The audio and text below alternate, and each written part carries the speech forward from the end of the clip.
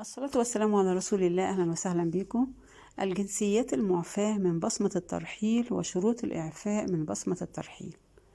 في 2023 أعلنت وزارة الداخلية السعودية عن إعفاء بعض الجنسيات من بصمة الترحيل، وذلك بناء على تعليمات خادم الحرمين الشريفين.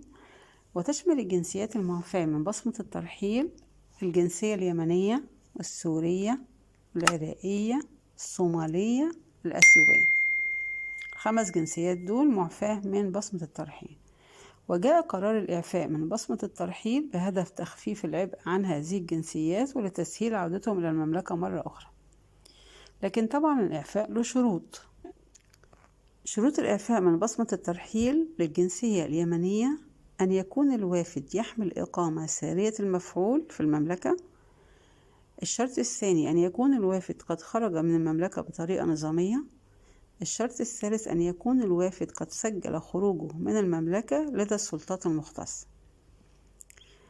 ده بالنسبة للجنسية اليمنية. الجنسية السورية والعراقية والصومالية والأثيوبية، الشروط بتاعتها أن يكون الوافد يحمل إقامة سارية المفعول في المملكة، أن يكون الوافد قد خرج من المملكة بطريقة نظامية، أن يكون الوافد قد سجل خروجه من المملكة لدى السلطات المختصة، أن يكون الوافد قد قدم طلبا للإعفاء من بصمة الترحيل إلى وزارة الداخلية السعودية.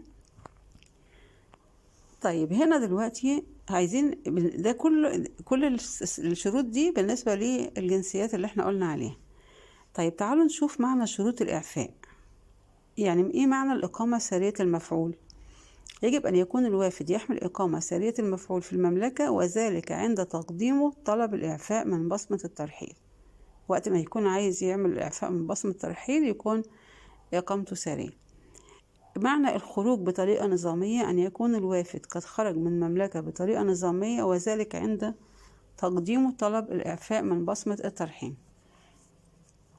معنى تسجيل الخروج لدى السلطات المختصة أن يكون الوافد قد سجل خروجه من المملكة لدى السلطات المختصة، وذلك عند تقديمه طلب الإعفاء من بصمة الترحيل.